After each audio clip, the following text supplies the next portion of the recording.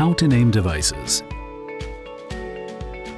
Naming devices that are connected to your Wi-Fi network helps you quickly recognize them and distinguish one from another, especially if you have more than one of any type of device. And if you use a virtual assistant in your home, it's easier to use voice commands for the devices that you've named than it is to use the often cryptic default names.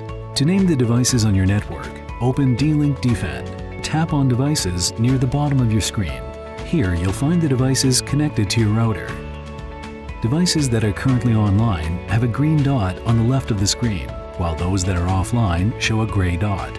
You can edit the name of the device by tapping on the device, or you can swipe left on the device name and tap on the Edit button. Replace the default device name with something that makes sense to you. Then select the device type from the drop-down list. While naming your device lets you see and easily identify devices on the device list. Specifying the device type tells your network security system how to manage that device. For example, if it's a connected device such as a security camera or a smart thermostat, your system will know to send you an alert if it encounters malicious activity. If it's a computer, smartphone, or tablet, the system will warn the user who encountered the malicious activity.